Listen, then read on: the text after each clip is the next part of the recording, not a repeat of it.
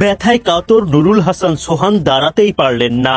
স্ট্রেচারে করে সোহানকে নেওয়া হয় মাঠের বাইরে। সোহানের চোটের দুঃসংবাদের সাথে ভক্তদের মন খারাপের কারণ হয় টাইগারদের বাজে পারফরমেন্স। ক্যারিবিয়ানদের সামনে লিটন বাহিনী দাঁড়াতেই পারল না তৃতীয় ম্যাচেও।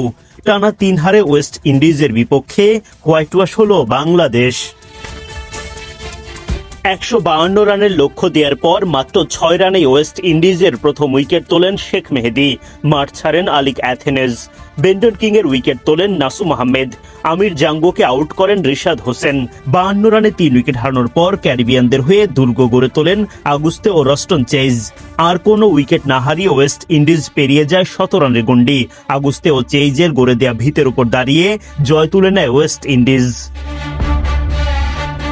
শুক্রবার সিরিজের তৃতীয় ও সবশেষ টি-20তে মুখোমুখি হয় বাংলাদেশ ও ওয়েস্ট ইন্ডিজ। টস জিতে আগে ব্যাটিং এর সিদ্ধান্ত নেন টাইগার অধিনায়ক লিটন দাস। একাদশে সুযোগ পেয়েও কাজে লাগাতে ব্যর্থ পারভেজ ইমন। রস্টন চেইজের বলে উইকেট হারানো এই ওপেনার 10 বল খেলে করেন মাত্র 9 রান। অধিনায়ক লিটন দাস ধরে রাখেন দ্রুত উইকেট হারানোর ধারাবাহিকতা।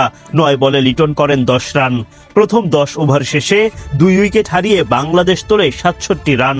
এক প্রান্ত আগলে রেখে টানা দ্বিতীয় 50 পূরণ করেন তানজিদ তামিম। ব্যক্তিগত 50 পূরণ করতে তামিম খেলেন 36 বল। দলকে এগিয়ে নেয়ার পথে টি-20 ক্যারিয়ারের 1000 রানের মাইল ফলক স্পর্শ করেন তামিম। সেটা আবার বাংলাদেশি ব্যাটারদের মধ্যে দ্রুততম। তাওহিদ হৃদয়ের 45 ইনিংসের রেকর্ড ভেঙে 42 ইনিংসে 1000 রানের ক্লাবে প্রবেশ করেন তামিম। সাইফ হাসান তার উইকেট হারান 22 বলে 23 রান করে। ব্যাটিং অর্ডারে প্রমোশন পেয়ে 3 রানের বেশি করতে পারেননি রিশাদ হোসেন।